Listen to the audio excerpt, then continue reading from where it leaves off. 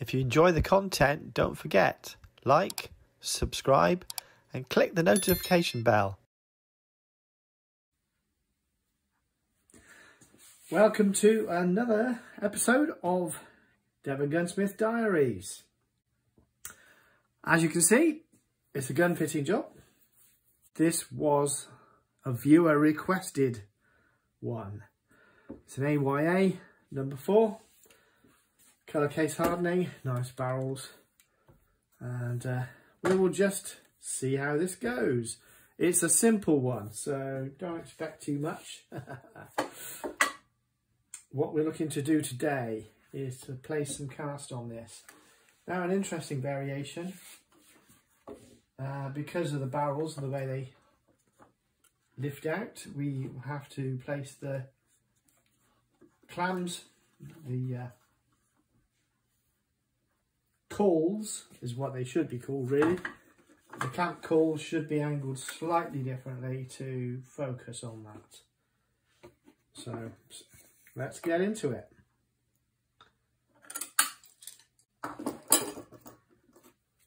Clam cawls and the downward facing pressure one. So on my own, one-handedly place a clamp just there. Not too tight, just enough, just right, Goldilocks style.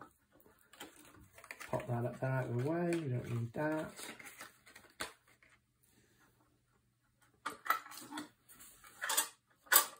Again, clamping firmly on the sides of the stock around the action. This is where we get the first amount of tension into the job. And second, can drop this down a wee bit now. Probably just going to slip it round here. There you go. It's just a secondary pressure.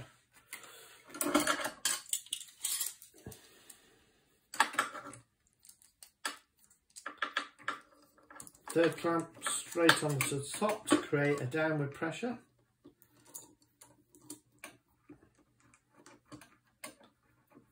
So that we're not getting any movement up or down, should we say. Generally I'd use this mainly for when I'm adjusting comb, but it needs to be there just for a bit more security of the job. Sideways pressure, we have a parallel here, it's working nicely. We'll just pop that there just to hold that sideways pressure from twisting the jig.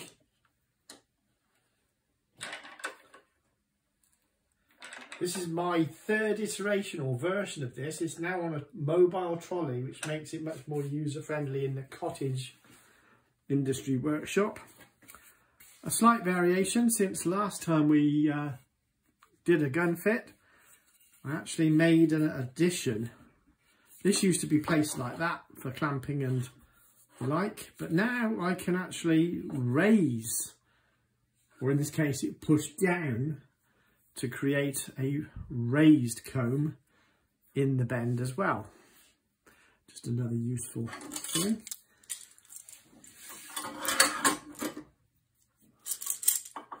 This will just place here under slight tension until I set the work.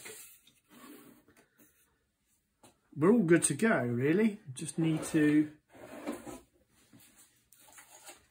measure this. I only need a 1/4 inch adjustment on here. That way, cast off if it's the right way around. Anyway, we're good to go now. Lights on.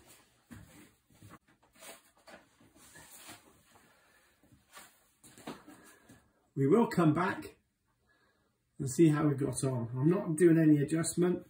There's not enough metal there to interfere, so I'm not going to worry about the trigger guard. If it was a big adjustment, I would take that out and put the screw back in so that we don't squeeze the hole when we bend. We're only doing 1/4 inch or 6mm. So lamps on, lamps orientated. So the heating area is here, and I will be back in a short while. Okay, so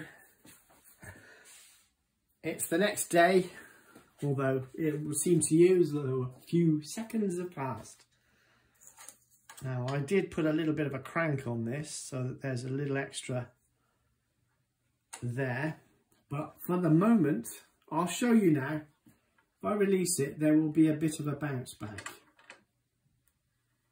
If I can do this without wobbling the camera too much. Because I've got the gimbal attached to the jig. Okay, so we've now got, yeah, we've lost 2/8 or 4mm. So it always pays to put heat back on when it suits.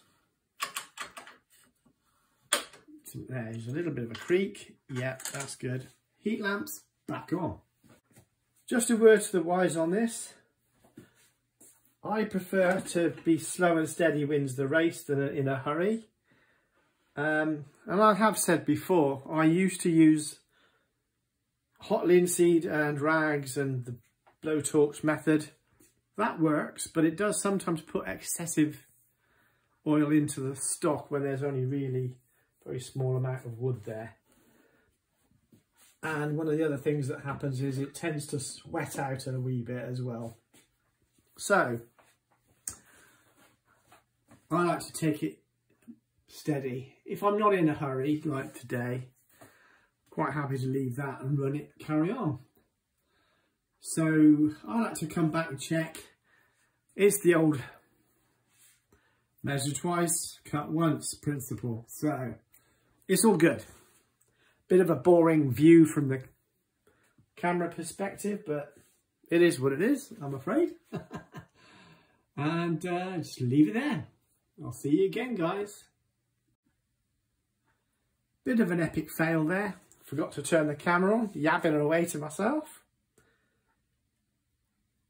As a precaution, I've taken out the trigger guard and put the screw back in and checked the adjustments so that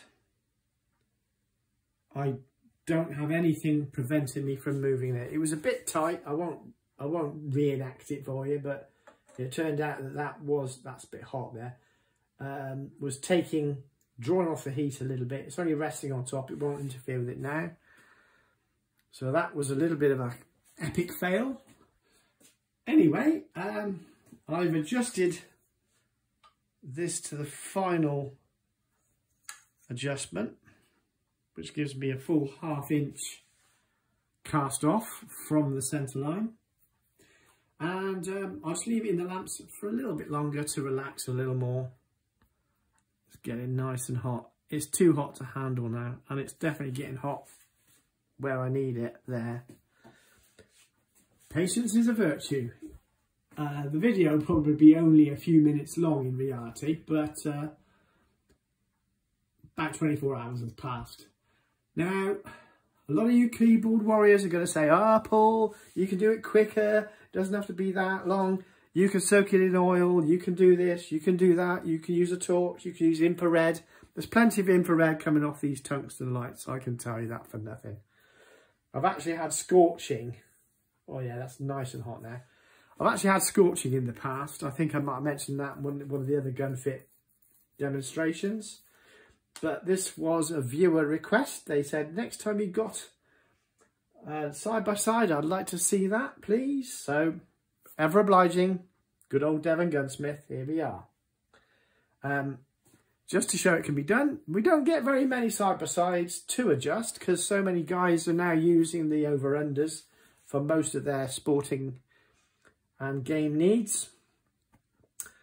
This is a guy who prefers the side-by-sides, and that's a nice example. So, a little bit about AYA. I'll pop down in the comments what we're actually looking for, if I remember. The full name of AYA. Okay, so some of the guys always say to me, those fine Spanish shotguns that appear to copy a lot of our London makers side-by-sides. That's true, they do. Yes, they do. AYA, we call them. And it reads Aguer Aranzabal. So that's the makers. But that's a terrible pronunciation. And if you want to be pedantic, it's actually, so the E is Spanish for and then the surnames are Aguirre and Aranzaral. That's why everybody calls them AYA. So there we have it. I'm going to leave this a little longer. Ah, yes, nice and hot. But I want it hotter. I want that to be really elastic before I turn them off, because then that will set this Aguirre and Aranzal shotgun from Spain. The number 4 AYA, as we like to call it.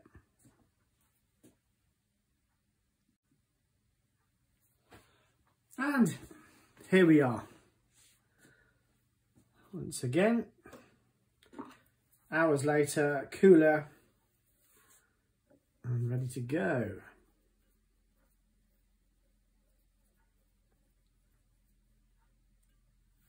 A little bit of a sweat here needed. A little click and it's all in. I don't think I'm going to need it. There's only a 1/4 inch deflection over probably 15 inches of stock. Probably not worth worrying about. I'm going to leave that to cool now. But for the purposes of the video, thanks for watching, guys. See you soon.